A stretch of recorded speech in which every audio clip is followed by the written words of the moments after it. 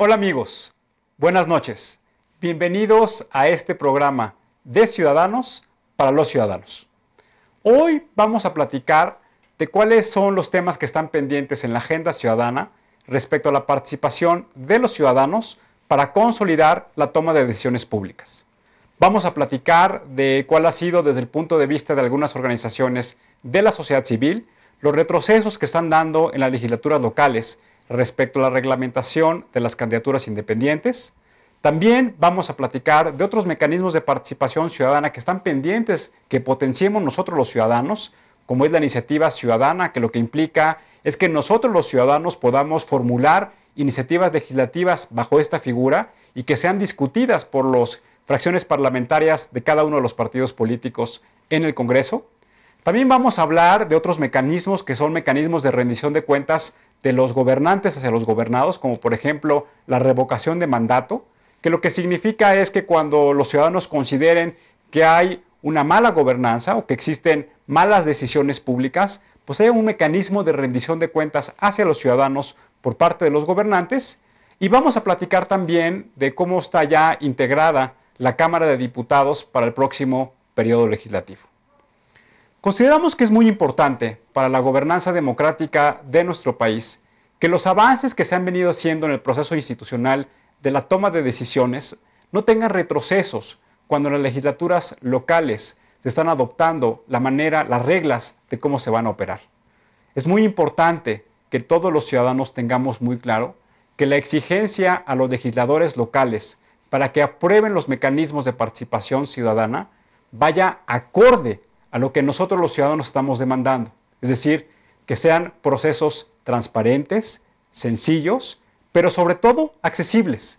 Y que el monopolio de la representación política que hoy tienen los partidos políticos, que se rompe con las candidaturas independientes, no se convierta en el principal adversario de los ciudadanos al tratar de imponer estas reglas en las legislaturas locales que se están convirtiendo en una involución democrática, como se diría técnicamente, que se están convirtiendo en una afrenta a la voluntad de los ciudadanos que han apoyado a los partidos políticos en su momento al establecer estos mecanismos de participación ciudadana. Vamos a ver unos testimoniales en donde le fuimos a preguntar a ciudadanos como tú, como yo, como los amigos que nos acompañan aquí en la cabina, de cuáles consideran pueden ser los retrocesos que vivimos en materia de candidaturas independientes. También les fuimos a preguntar si consideran que es relevante, si se consideran aptos para poder formular una iniciativa legislativa a través de los ciudadanos conocido como iniciativa ciudadana. Y también les vamos a preguntar cuáles consideran que son los retos y cómo se identifican que está integrada la composición de la Cámara de Diputados. Vamos a verlos.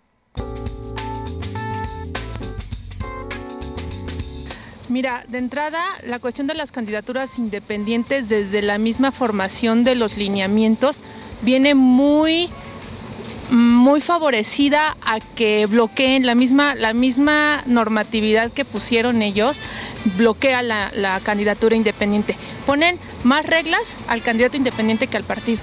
Entonces eso inmediatamente hace que disminuya, ¿no? Que disminuya el grado de que haya candidatos independientes, porque tienen tantos requisitos que cumplir que no los cumplen. Pues mal porque es la única forma que tenemos los ciudadanos para poder quitarnos la hegemonía y la atadura de los políticos de siempre. Es algo que debemos de defender, de que los candidatos independientes y cualquier ciudadano pueda aspirar a algún puesto político, porque los mismos políticos de siempre han sido los que han predominado durante muchos años, durante muchas décadas.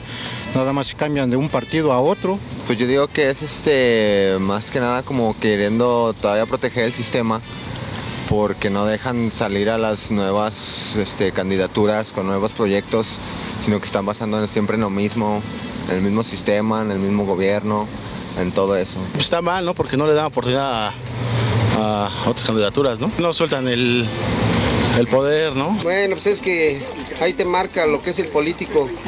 Como ya ganó el Bronco en Nuevo León, ahora ya lo que quieren es hacerlos a un lado, ponerle más trabas para que nada más ellos se repartan el poder cada sexenio, cada que haya elecciones. Muy mal, porque son diputados y senadores que le brincan de un partido a otro partido para seguir viviendo del presupuesto.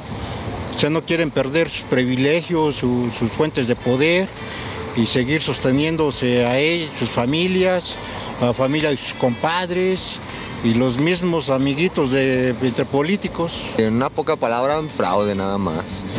Porque ahorita, de hecho, sí estaba aquí en el hotel, estaba escuchando las noticias de los candidaturas de los diputados ahorita y ya me estaban viendo que el Partido del Trabajo y el Humanista ya no pueden ejercer como partidos y que todas las cosas, los partidos que iban a tener más diputados era el PRI.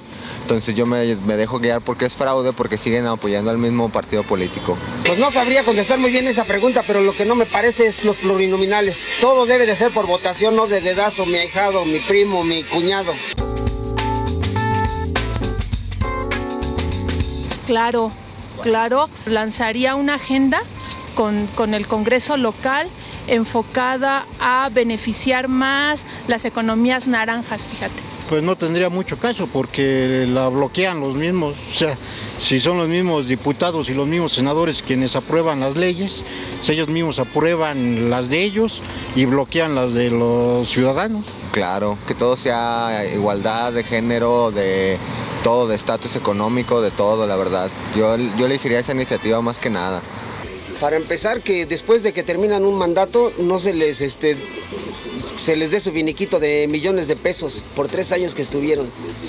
Y que no volvieran a repetir luego a otro puesto, sino que pasaran 6 años para poder agarrar otro puesto, no que nomás andan brincando de puesto en puesto.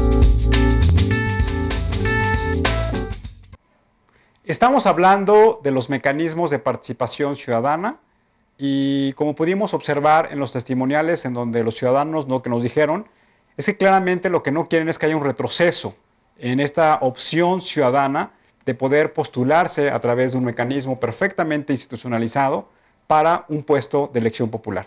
Y esto nos llama mucho la atención porque pareciera ser entonces que hay este sentir popular de que un logro, una victoria que han tenido los ciudadanos en buscar una alternativa distinta a la representación de los partidos políticos, pues no debe reglamentarse en contra, no deben ponerse ni trabas, ni barreras de entrada, ni barreras de salida, sino todo lo contrario. Pareciera ser que el espíritu es que se potencien las capacidades y las habilidades de los ciudadanos que quieren asumir este compromiso público de postularse a un puesto de representación política. Y para ello, hoy en el programa vamos a platicar con David Domínguez del colectivo Reforma Política Ya, vamos a platicar con Adriana de la Pesa, presidenta de los egresados de la Universidad Iberoamericana, y también vamos a platicar con Fernando Romero, que es un alumno de la Ibero y es el presidente de la Asociación de Alumnos de Relaciones Internacionales. Pero también nos acompaña, como en todos los programas, Alfonso Rodríguez. Alfonso, gracias por acompañarnos. Buenas noches. ¿Cómo estás, Tulio? Muy buenas noches. Para que un poco platiquemos de cómo vemos nosotros el tema de las candidaturas independientes, este retroceso que hoy estamos identificando, y también cómo vemos la integración de la Cámara de Diputados. Alfonso, si te parece bien, ¿por qué no empezamos a platicar?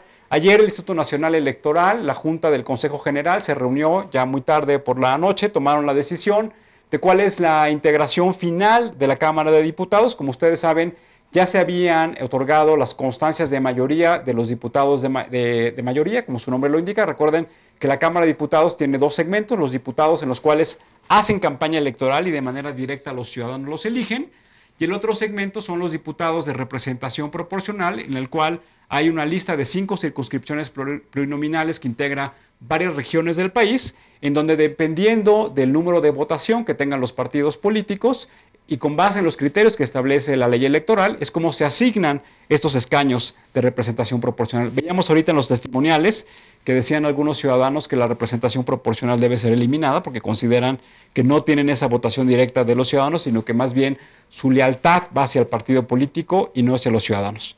Pero Alfonso, ¿por qué no vemos una gráfica que preparaste de cómo está integrada la nueva Cámara de Diputados y que eso nos va a dar mucha claridad de cuál debe ser la negociación de las organizaciones de la sociedad civil y los ciudadanos para formular este tipo de iniciativas?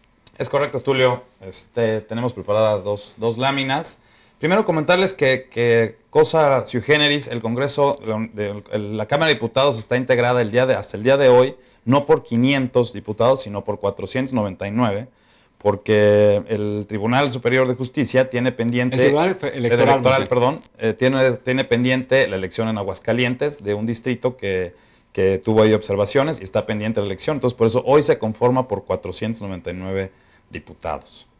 De esos, 108 diputados son del PAN, 203 del PRI, 55 del PRD, 47 del Verde, 6 del PT, que aunque perdió el registro, es importante aclarar que como fueron registrados y ganados esas elecciones por mayoría, pues el PT tiene derecho a tener 6 diputados. Y perdón que te interrumpa, Poncho, pero ahí cabe destacar que la ley del Congreso lo que establece que cuando haya un grupo de 5 diputados se puede formar una fracción parlamentaria. Lo interesante había ahí que analizar si esta fracción parlamentaria del extinto Partido del Trabajo se va a constituir como una figura afín al Partido del Trabajo o va a buscar hacer coalición legislativa con otra institución política, como puede ser el Partido de la Revolución Democrática, como ya lo anunció en su momento el presidente del PRD, el expresidente del PRD, ya expresidente Navarrete, o si se va a aliar con Morena, que fueron aliados naturales durante varias campañas electorales. Es correcto, muy buena observación. El Gracias, Poncho. El Partido Ciudadano tiene 25 diputados, Morena tiene 35 diputados, el Partido Nueva Alianza tiene 11 diputados y el Partido Encuentro Social tiene 8 diputados y tenemos un diputado independiente que es Cloutier. Entonces, aquí lo que nos llama la atención de la composición del nuevo Congreso es que los dos partidos políticos que fueron en coalición electoral, es decir, el PRI y el Partido Verde, hoy suman 250 diputados, es decir, hoy tienen la mitad del Congreso. Y eso lo que significa que tendrán que tener una alianza con un tercer partido, se piensa que puede ser Nueva Alianza, lo cual les va a dar mayoría simple en la toma de decisiones. Y eso, amigos, es muy importante, porque eso lo que significa es que hoy 3 fuerzas políticas van a poder tomar las decisiones en el Congreso sin necesitar de los partidos que se han denominado partidos opositores, como ha sido tradicionalmente el Partido de Acción Nacional y el Partido de la Revolución Democrática. Y eso de lo que nos habla que la agenda legislativa y la viabilidad de las iniciativas de ley que se presenten o que ya están pendientes en el Congreso, pues tendrán un matiz completamente distinto a como lo vimos en la composición de anteriores legislaturas. Es correcto, de lo que estás hablando es de que serían 261 diputados para ser la mayoría de la que mencionabas entre el PRI, el Verde y Nueva Alianza. 261 diputados. Bueno, entonces cuando hablamos de que los ciudadanos podemos tomar el camino de crear una iniciativa ciudadana, pues entonces la pregunta es, ¿con qué partidos políticos hay que establecer las negociaciones para que esa iniciativa ciudadana realmente fructifique? Sí, claro, y también qué función va a tener un diputado independiente dentro de los 500 diputados que tiene, qué fuerza va a tener. Creo que esas son de las cosas que tendríamos también que discutir y platicar y que les puedas preguntar a nuestros amigos que vienen en el siguiente panel. Claro, que esa es una de los retos que tienen hoy los candidatos independientes, que bueno, pues, llegan como independientes y ¿con quién forman coalición legislativa? ¿Los candidatos independientes tendrán la fortaleza para ser parte de la Junta de Coordinación Política? Pues no. Hoy no. ¿Los candidatos independientes podrán participar como presidentes de las comisiones legislativas más importantes? Pues no. Entonces, eso lo que significa es que los ciudadanos deben estar muy pendientes en cómo fortalecer y empoderar a estos candidatos independientes o ya diputados electos. Sí, yo creo que el reto de Cloutier es precisamente ver cómo hace el camino para que él solo hoy pueda participar en algunas comisiones y cómo participa en la iniciativa de leyes y cómo hace él para que los partidos políticos pues, puedan secundar sus iniciativas. También vamos a ver una gráfica, Alfonso, si nos la puedes platicar. Decíamos hace un momento que la Cámara de Diputados se integra por 2 mecanismos, de diputados de mayoría y diputados de representación proporcional. ¿Por qué no nos platicas cómo está hoy compuesta el Congreso con base en estas 2 fórmulas? Sí, hoy, como lo establece la ley, los diputados de representación proporcional son 200 y los diputados de mayoría relativa son 300. Cada uno de los partidos tiene una composición distinta. El PRI tiene 55 diputados de mayoría relativa, el de representación proporcional el PAN tiene 53 de representación proporcional y 55 de mayoría relativa. El PRI tiene 48 de representación proporcional y 55 de mayoría relativa. El PRD tiene 27 diputados de representación proporcional y 28 de mayoría relativa. El Partido Verde Ecologista tiene 18 diputados de representación proporcional y 29 de mayoría relativa. El PT tiene únicamente 6 diputados, como ya lo habíamos establecido, de mayoría relativa. El Movimiento Ciudadano tiene 15 diputados de representación proporcional y 10 diputados de mayoría relativa. Morena tiene 21 diputados de representación proporcional y 14 de mayoría relativa. Nueva Alianza tiene 10 diputados de representación proporcional y 1 de mayoría relativa. Encuentro Social tiene únicamente 8 diputados de representación proporcional y pues, el partido y ya nada más. El candidato independiente. El candidato independiente pues no hay representación proporcional. Aquí lo que es interesante de esto que mencionas, Alfonso, tiene que ver en que los partidos hoy que integran la coalición legislativa PRI-Verde pues tienen más diputados de mayoría relativa versus diputados de representación proporcional. Cabe destacar que el elemento de representación proporcional lo que busca es darle representación a las fuerzas minoritarias. Ese fue el espíritu de los legisladores cuando se modifica esta ley, la ley electoral en los 70s. Pero llama mucho la atención que tanto el Partido Acción Nacional y el Partido de la Revolución Democrática, partidos que han sido opositores o en su momento, tanto en gobiernos locales como en gobiernos estatales, han sido partidos en el poder, pues tienen casi el mismo número tanto de diputados de representación proporcional como de diputados de mayoría, y eso nos refleja con toda claridad cómo está hoy la composición del Congreso. Sí, totalmente. Y por la otra parte, Tulio, también, por ejemplo, vemos el caso de Morena, que tiene 21 diputados de mayoría relativa contra 14, o sea, tienen mayor cantidad de número de diputados de representación proporcional que los que realmente ganaron por el voto directo de la gente. Y es el mismo caso de Nueva Alianza y del Partido Encuentro Social. ¿Qué es lo que mencionaba hace un momento? El concepto de representación proporcional lo que busca es que los partidos políticos que están participando en las campañas electorales tengan representación en el Congreso, y eso lo que busca es tener una mayor pluralidad en la manera en cómo se construyen las iniciativas, las coaliciones y las aprobaciones de las leyes. Es parte de la vida institucional de nuestro país. Es correcto. Y si pasamos al tema de lo que está pendiente como en la agenda legislativa, pues tenemos ahí el tema presupuestal, que ya viene ahora la aprobación en septiembre, que ahí cabe destacar a lo mejor el tema de la iniciativa de ingresos, que a lo mejor el tema importante o relevante es el tema de la reforma fiscal. Muchos de los partidos políticos traen esa en su agenda ahora que se van a reunir la próxima semana para ya establecer la agenda de cada uno de los partidos. Varios partidos traen como punto número 1 el tema de la reforma fiscal, traen el tema también de legislar el tema del Sistema Nacional Anticorrupción, y pues básicamente son como los temas. Y como lo platicamos en este programa, Alfonso, una de las características que debemos tener nosotros claramente grabadas de cuál es la función del diputado es aprobar el presupuesto de egresos. Y como ustedes saben, hoy la Secretaría de Hacienda y Crédito Público lo que ha establecido es que tendrá una metodología distinta en la formulación del presupuesto de egresos del gobierno federal, en donde le llaman un presupuesto base cero, que es una metodología que Jimmy Carter en su momento en Estados Unidos en los 70 aprobó, y que hoy hay muchos especialistas en finanzas públicas que están reflexionando si este presupuesto base cero realmente responde a las expectativas de crecimiento de la economía, y hoy donde hay variables exógenas como la caída en los precios del petróleo, la depreciación del valor del peso frente al dólar, pues si realmente es el momento oportuno para que se lleve a cabo esta propuesta. Y lo que están revisando en la Secretaría de Hacienda es cada uno de los programas gubernamentales, que con base a los resultados, si los sean eliminados y esos recursos designados a otro programa, o así como esa evaluación de cuáles son los programas exitosos y cuáles son los programas que valen la pena para el siguiente presupuesto. Alfonso, muchas gracias. Nos vemos en el próximo programa. Vamos a seguir platicando sobre candidaturas independientes, revocación de mandato, iniciativa ciudadana, con nuestros amigos David Domínguez, Fernando Romero y Adriana de la Pesa. Regresamos en unos minutos. Los invitamos a que participen en las redes sociales y que nos digan cuál es la importancia de que las candidaturas independientes no tengan un retroceso. Vamos a un corte y regresamos. Estamos hablando de mecanismos de participación ciudadana. Hoy nos acompañan en el estudio 3 ciudadanos. Hoy, como verán, tenemos estudio lleno. Nos acompaña por una parte David Domínguez del colectivo Reforma Política Ya. David, muchas gracias por acompañarnos. Gracias, Tulio, igualmente. Nos acompaña Adriana de la Pesa, presidenta de la Asociación de Egresados de la Ibero. Adriana, gracias por acompañarnos. Gracias, Tulio. Y nos acompaña también Fernando Romero, Perdón, Calderón, ya le estoy cambiando el nombre, estoy confundiendo con el arquitecto. Fernando Calderón, del presidente de la Asociación de Alumnos de Relaciones Internacionales del Ibero. Gracias por acompañarnos, Fernando. ¿A ti?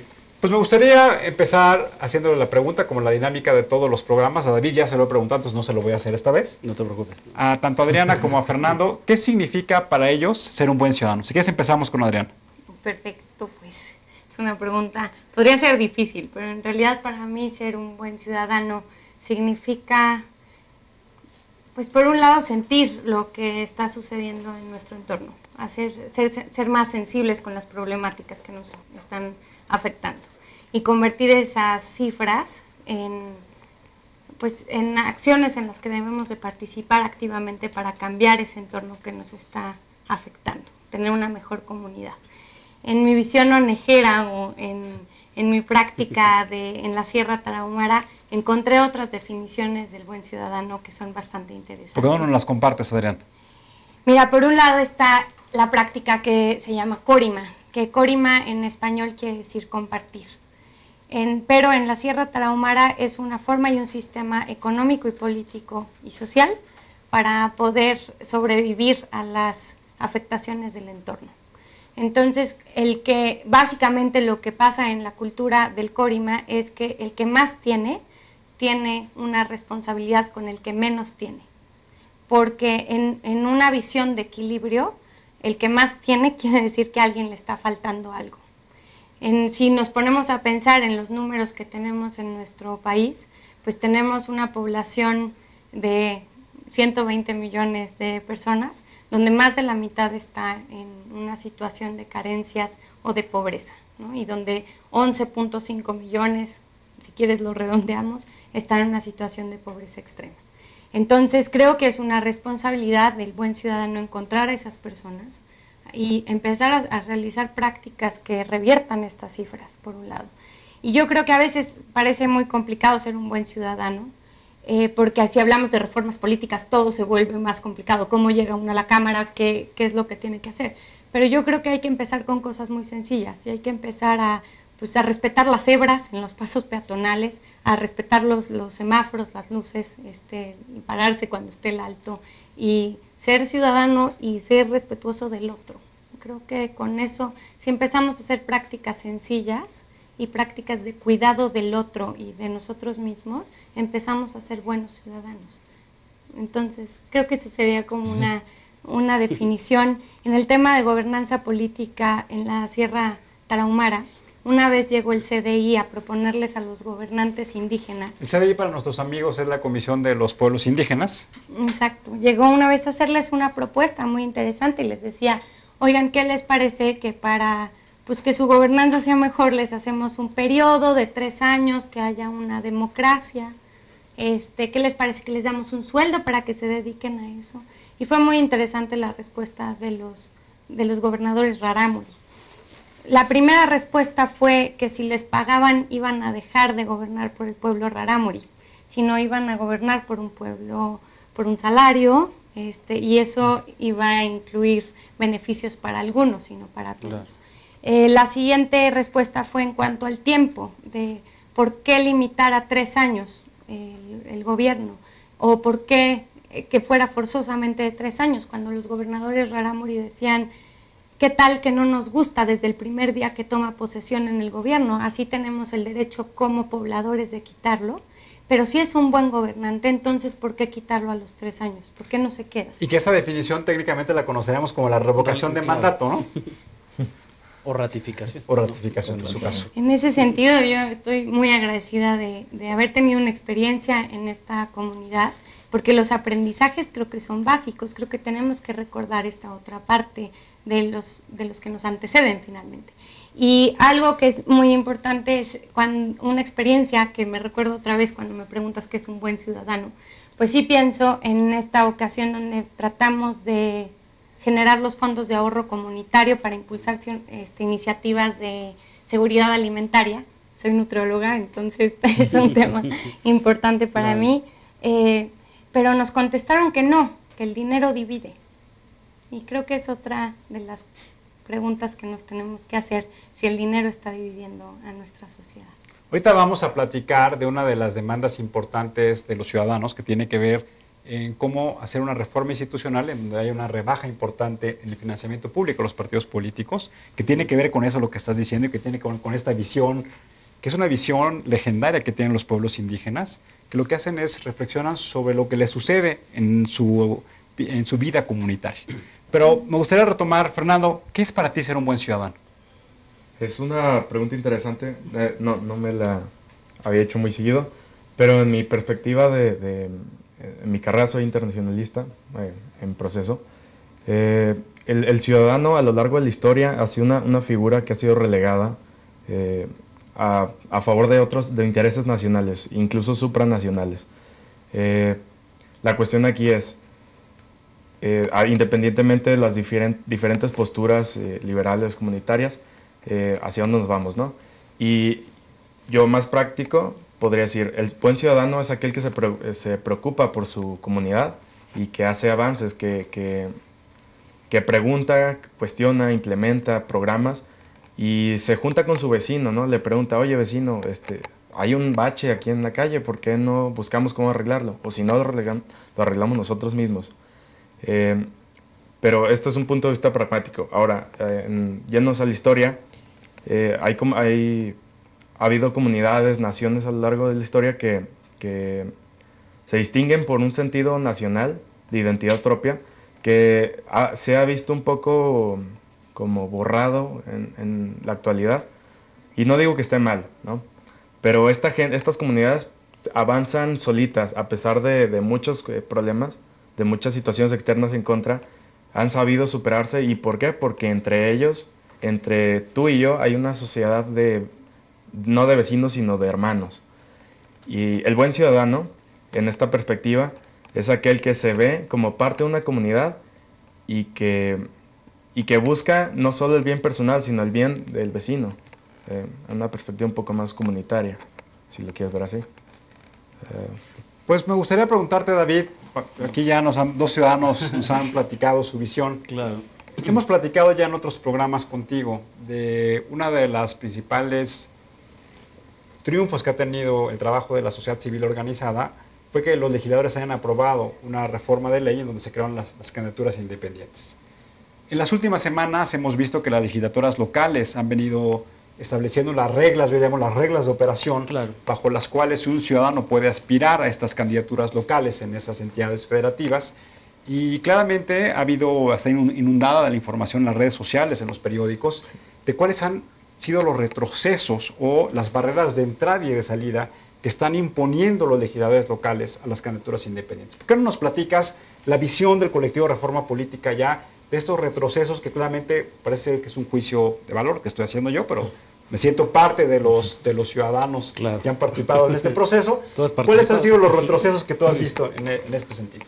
Pues mira, básicamente son dos los que hemos identificado. De hecho, el sábado pasado, que pasó, el Congreso de Puebla, pues de un momento a otro decidió impulsar una iniciativa ahí promovida por el gobernador y por Acción Nacional, uno de los partidos que abanderaba justamente esta causa ciudadana de las candidaturas independientes. Y pues los dos puntos que hemos identificado han sido, el primero es el aumento del porcentaje de firmas que solicitan para que se respalde una candidatura independiente del 2 al 3%, al 4%, al 5%, ¿no? ¿Y de dónde la ha sido lista el 5%, nominal. por ejemplo? Me parece que en Nuevo León hay unos municipios en Nuevo León donde prácticamente se aumentó. En Chihuahua también se aumentó el porcentaje al 3% y eso hace inasequibles para muchas personas, para muchos ciudadanos el juntar ese. De por sí ya el 2% era como muy difícil de alcanzar, ahora el 3, el 4, el 5% lo hace todavía más difícil. Y el segundo punto es el trámite que se le solicitó a los aspirantes que quieran ser candidatos independientes para que los ciudadanos que respalden esta candidatura acudan al Instituto Nacional Electoral para ratificar el apoyo, la firma al aspirante a candidato independiente. Ahí entreguen su copia de la credencial para votar. En términos prácticos, que si fuera el 3, el 4, el 5%, tiene que acudir ese Exacto. número importante de ciudadanos Así es. al mismo tiempo, a lo largo de en un plazo. ¿Cómo lo están planteando? Hay legislaturas que están planteando un mes, por ejemplo, aquí en el Distrito Federal sigue siendo un mes, pero no se ha pedido, no se ha reformado. Pero en el caso de Puebla, que es el más reciente, que hace unos días lo acaban de reformar, dieron un plazo de 10 días. O sea, eso quiere decir es que días. puedes ir a tocar la puerta a la ventanilla y es la señorita que nos está haciendo favor de atender no está de buen humor, entonces dice, no, pues regresa al otro día. Exacto. O sea, hoy se convierte ya como en una ventanilla de atención en lugar de que sea un proceso en que esté autogestionado por los mismos ciudadanos. Así es, de hecho es una burocratización de este proceso, es una forma de impedir prácticamente, o sea, nosotros lo vemos como un obstáculo definitivo para que los ciudadanos que aspiran a ser candidatos independientes no lo logren. O sea, el objetivo de estos partidos políticos, al menos en el último caso en Puebla, es no vamos a permitir las candidaturas independientes. Imagínate que los aspirantes tengan que primero convencer a ese porcentaje de ciudadanos, 1,000, 2,000, 3,000, 5,000, 10,000, dependiendo del cargo al que vayan, y que aparte de eso tengan que solicitarles a los ciudadanos que vayan y ratifiquen su firma en el Instituto Nacional Electoral. Eso es una burla, es una absoluta burla, es un requisito sumamente engorroso, es una forma, insisto, de obstaculizar por completo la participación política. Porque además no solo están obstaculizando la participación del que aspira a ser candidato independiente, sino de los ciudadanos que lo apoyan. Claro. Porque no están, los ciudadanos no están votando por el aspirante, están respaldando una candidatura, es un proceso de campaña.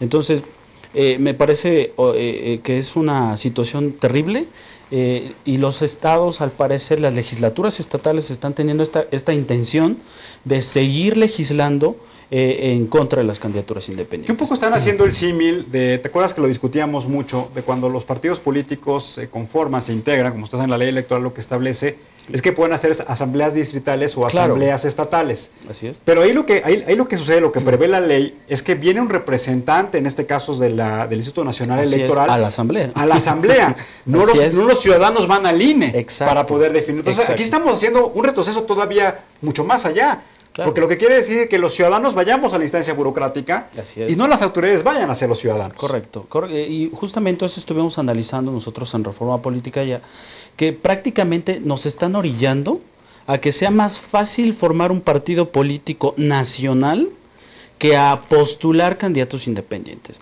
O sea, tal parece que toda esa lucha que hemos hecho durante 4 o 5 años aproximadamente, pues se está colapsándose por estos intereses políticos, y tal parece que el único mensaje que nos quieren decir los partidos políticos todos es: formen un partido político porque es más fácil juntar el 0.26% a nivel nacional bajo este esquema de asambleas distritales o estatales a conseguir, no sé, 80,000, 100,000 firmas para una candidatura, por ejemplo, para un cargo ejecutivo estatal, ¿no? Eso es terrible, realmente es terrible, ¿no? Y con toda esta serie de requisitos, pues obviamente pareciera que nos orillan más a esa situación que a una participación política apartidista, ¿no?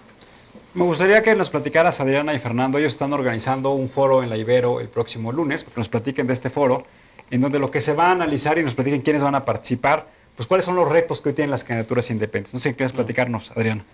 Sí, bueno, la Universidad Iberoamericana empezó un proceso de reflexión crítica de la realidad que impulsó el padre rector, el maestro David Fernández, en el que nos está invitando a toda la comunidad ibero, es decir, a la parte académica, a los alumnos y a la comunidad de egresados, a pensar hacia dónde va el rumbo de este país.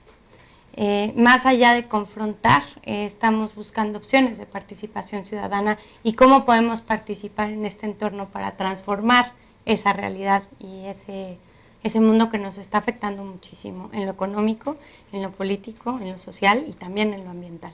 Entonces, partiendo de esta reflexión, en la comunidad de egresados nos estamos preguntando qué es lo que podemos hacer. Sí, tenemos muchas iniciativas. De hecho, recientemente hubo el Premio Compromiso Social Ibero, al que se postularon 160 egresados que tienen iniciativas en diferentes partes del país.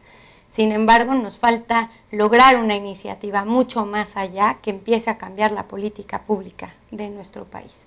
Entonces surge esta opción de trabajar junto con los alumnos, de empezar a tejer una comunidad universitaria que busque otras alianzas, podría ser muy pronto con el colectivo, Claro. Que se llama Horizonte Ciudadano.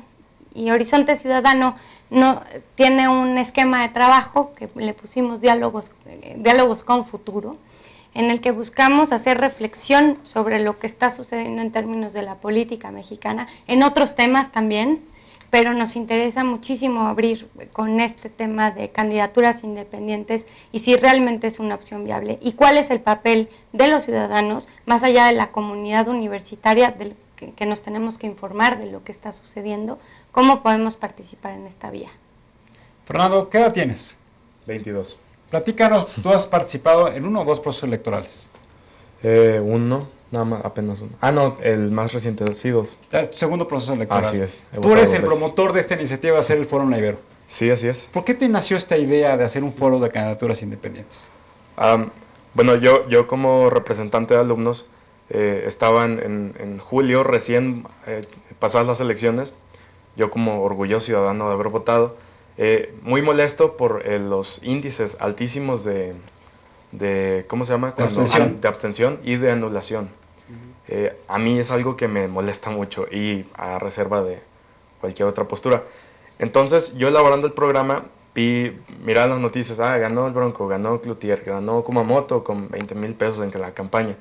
Entonces, yo sabiendo con un respaldo de alumnos que habían participado ya muchas veces en muchos eventos sociales, no sé, Ayotzinapa, en Tixla, no sé. Tixla también, sí. Ajá, muchos eventos. Mi carrera es muy activa en ese aspecto. Entonces se me ocurrió, ¿por qué no busco alguno de estos? Entonces, pues fui sobre Cloutier, que era el más fácil de accesar para mí. Mi familia es sinaloense, entonces fue sencillo. Y lo planteé con los otros representantes de carrera, los otros presidentes, con mi propia sociedad y con mis propios representados. Les gustó mucho la idea. Digo, Cloutier es una figura que no se conocía mucho, sino por su padre. Pero había hecho mucho ruido y su campaña fue excelente, ¿no? Y entonces me plantean, oye, ¿por qué no traes a los otros 3? Ok, sí, pero ¿cómo llego a ellos? Y fue el punto de quitarnos el peso de cómo llegamos a ellos y nos vamos a buscarlos. Y fue bastante sencillo. Digo, Kumamoto tenía su celular en internet. Entonces, sí, fue... O sea, un candidato ciudadano que sea accesible, ¿no? Yo siempre hemos dicho, y eso lo hemos platicado mucho, que los candidatos ciudadanos deben dar el ejemplo de realmente ser ciudadanos. Así es. Que si yo lo quiero buscar, pues sea fácil comunicarme con él. Correcto. Si yo le quiero presentar alguna postura sobre una iniciativa que se va a presentar en la Cámara, pues que ellos tengan la ventanilla abierta para que le podamos hacer llegar nosotros los ciudadanos, pues cualquier comentario sobre esas iniciativas que se van llevando a cabo. Y esa debe ser la exigencia que debemos dar la sociedad civil a estos candidatos independientes. Así es. Y pues sí, todos los 3 comparten la característica que es muy fácil acceder a ellos. El Bronco por sus propias circunstancias no fue tanto, pero bueno, llegamos a él también. En la Ibero planteé yo este evento junto con Adriana, el apoyo de los egresados y las autoridades universitarias, para que vengan a hablar los 3 sobre los retos que ellos presentan, ¿no? Sobre... Ok, soy candidato independiente, pero ¿y luego cómo le voy a hacer? Digo, Kumamoto tiene... ¿Cuántos son en el Congreso de Jalisco? Como más de 50 sí son. ¿Legisladores? Sí. No, son 42 me parece, no son más de 50. Pero contra uno. Es un congreso grande, ¿no? Porque sí, debemos recordar que Jalisco es una de las 5 entidades federativas en donde mayor número de electores existen, dado el número de población que hoy tiene esa entidad federativa. Claro. Y pues no sigue Cloutier. Cloutier va contra 499, ¿no? Entonces es interesante. Martínez igual es no sé cuántos municipios tenga, pero bueno, se entiende, ¿no? Para que hablen sobre eso, sobre cómo le hicieron, para que se abra el espectro, ¿no? Hay más gente allá afuera que los ve con admiración y dice, yo no me identifico con ningún partido, yo en lo personal no me identifico con ninguno, entonces que ellos compartan su experiencia, cómo lo hicieron, cuáles son los retos, las oportunidades, y que den el ejemplo, ¿no? Que vayan al Ibero, que es una universidad compuesta de gente joven, muy preocupada por su entorno, y que digan, esto es lo que pueden hacer, esta es una propuesta, ¿no? Además de juntarse con el vecino. David, si tuviéramos aquí enfrente a Kumamoto, a Cloutier, al Bronco, a los candidatos que resultaron ganadores bajo esta figura, ¿cuáles deberían ser las exigencias que debemos hacerle nosotros los ciudadanos a ellos? ¿De cuál debe ser su actuar dentro de la representación que hoy van a tener? Bueno, en primer lugar, yo creo que tendríamos que, la exigencia número uno sería como que tengan bien clara la función que van a ejercer, porque ha sido una de las grandes problemáticas en el país, no solo dentro de la clase política, sino también de la ciudadanía. Muchas veces se carece de esa información básica de qué hace un legislador y qué hace un ejecutivo, en el caso del Bronco, ¿no? Entonces yo creo que esa es como la primera exigencia que yo les pediría, que el Bronco sepa muy bien que es un puesto ejecutivo, ¿no? Que va a ejecutar justamente las disposiciones legislativas, todas las normatividades que existen dentro de su función, y los legisladores, como el caso de Cloutier, como el caso de Kumamoto, que tengan muy bien claro cuáles son sus funciones legislativas, ¿no? Kumamoto lo ha dicho en varias ocasiones, en varios foros, esta cuestión de no ser un gestor, porque tenemos a muchos diputados que son gestores, ¿no? Que te consiguen luminarias, te consiguen, te ponen, tapan baches, etcétera, ¿no? El presupuesto sí, de egresos, nunca legislan, entonces. Hoy tiene una partida presupuestal, claro, en donde a los legisladores les da la facultad de ellos gestionar esos recursos. O sea, esa es una de los fracasos que tiene el Congreso hoy en México. Claro. Que, como bien tú lo apuntas, no solamente es una intención personal, sino ya se convirtió en una práctica institucional, claro, que les tengan reservados algunos recursos para que los diputados de todas las fracciones parlamentarias puedan gestionar esos recursos. Sí, genera paternalismo, ¿no? Genera clientelismo, porque estos recursos los utilizan no solo los legisladores, pero también los ejecutivos. Pero en el caso de los legisladores es peculiar porque no deberían efectivamente tener estos recursos, sino deberían estar trabajando en cómo mejorar las leyes, en hacer nuevas leyes o derogar algunas que ya no sean funcionales. Entonces yo creo que es la primera exigencia. En el caso de estos candidatos que ya ganaron, que ya van a ejercer el cargo, yo creo que sería muy importante que empiecen a apuntalar otros procesos en los cuales se aperture la participación de la ciudadanía. En el caso que abanderen iniciativas, por ejemplo, en el caso de Manuel Cloutier, que va al Congreso Federal, ¿no? Al Congreso de la Unión, que empiece a abanderar una serie de iniciativas que realmente sean congruentes con lo que se ha venido luchando. En este caso, como el reducir el presupuesto a partidos políticos, ¿no? Hacer un poquito más viables todos estos mecanismos de participación ciudadana. Y en el caso de Kumamoto, a nivel local, yo creo que cada región tiene por sí sola sus características peculiares. Y la región de Jalisco me parece que es una zona que requiere de otro tipo de participación. Entonces sería importante que enfocara sus iniciativas en eso. Él también lo ha dicho, ¿no?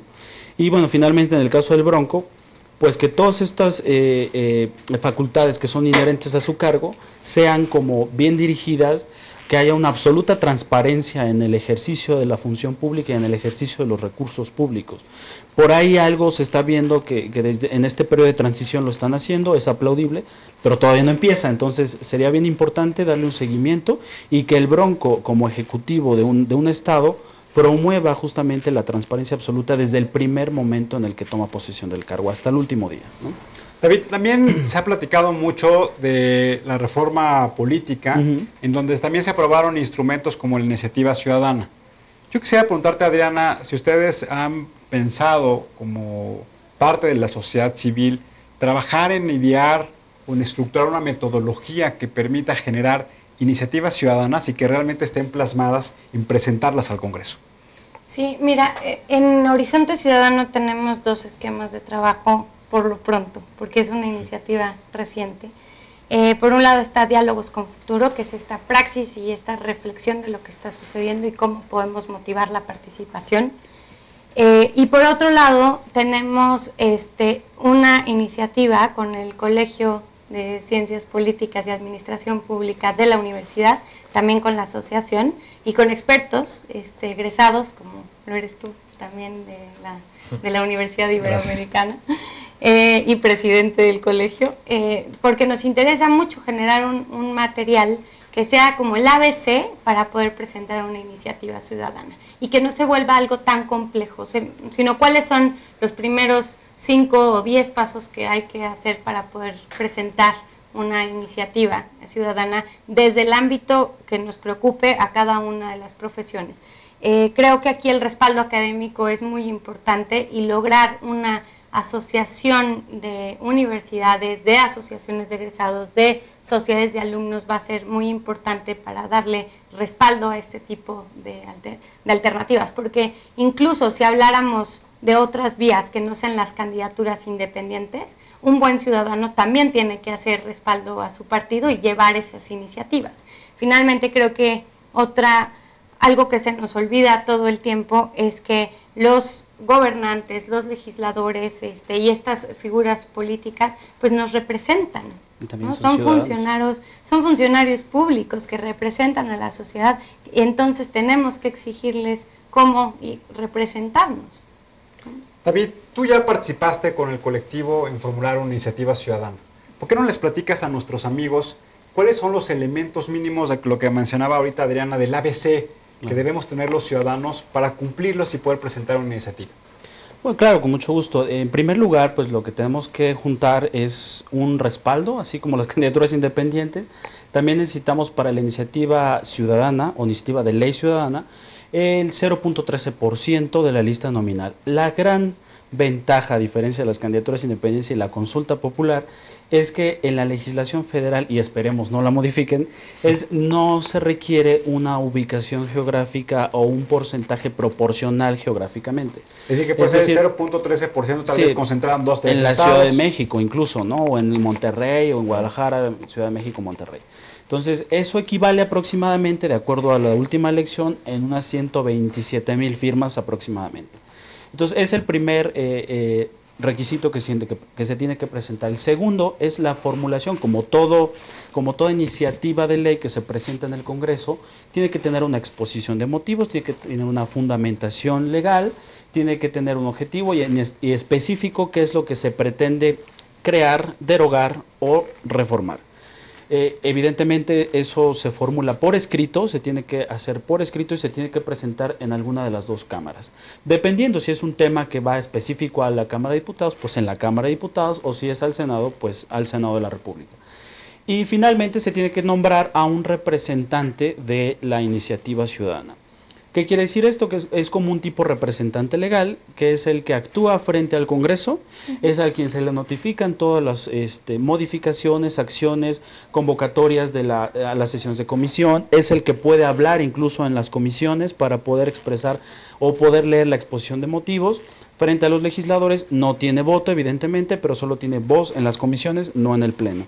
Entonces, son como la serie de requisitos que se pueden presentar iniciativas, no hay límite como en la consulta popular, que hay temas restrictivos, en la iniciativa no hay restricción de temas, se puede presentar una iniciativa de reforma constitucional o se puede presentar una iniciativa ciudadana de una ley secundaria, ¿no? O incluso normativa, puede ser que se pueda pedir que el Ejecutivo Federal modifique un reglamento, ¿no? Podría también Tengo que recordar a nuestros amigos que en términos legislativos hay reformas a la Constitución que requieren la participación solamente de la aprobación de Cámara de Diputados y Senadores, sino de la mayoría de los congresos estatales. Exacto. Iniciativas de ley que lo que buscan es reformar leyes ya existentes o iniciativas que buscan crear una nueva ley que permita generar el marco normativo para las políticas públicas para un tema en específico. Perdón que te haya interrumpido, David. No te preocupes. De hecho, por ejemplo, en el caso de la primera iniciativa ciudadana que se presentó, que fue Internet para Todos, de hecho, esto ha sido un tema muy coyuntural, porque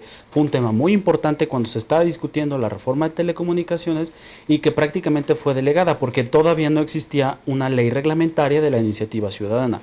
Entonces, a pesar de que los ciudadanos juntamos las 120 y tantas mil firmas en ese entonces, que no eran menos de 127,000, el Congreso lo que hizo fue como de... pues la hizo a un lado, o sea, ni siquiera la tomó como insumo para la discusión de la reforma en telecomunicaciones.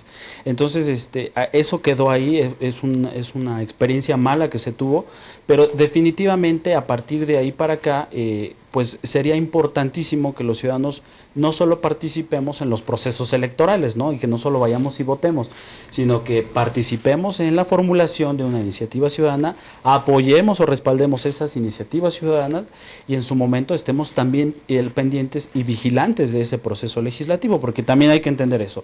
La iniciativa ciudadana, si bien es un mecanismo de democracia directa, pasa por todo el proceso legislativo. ¿Qué quiere decir esto? Que se presentada en el Congreso, se turna a las comisiones y debe llevar todo ese proceso legislativo, ¿no? Las comisiones la dictaminan, ya cuando hay un dictamen se pasa al Pleno y entonces se vota. Si el Pleno de la Cámara lo desecha, pues evidentemente es un proyecto que se queda ahí, ¿no? Atrás. Que tenemos que ahí se quedó trunco, porque lo que planteábamos como sociedad civil es que la iniciativa ciudadana tuviera al menos una o dos el carácter de preferente. Claro. Y eso lo que significa es que si entra en el periodo legislativo que empieza en el mes de septiembre, pues que en ese mes, en ese periodo legislativo que concluye a finales de noviembre, claro, pues fuera cuando se tomara la decisión de se rechazaba o se aprobaba.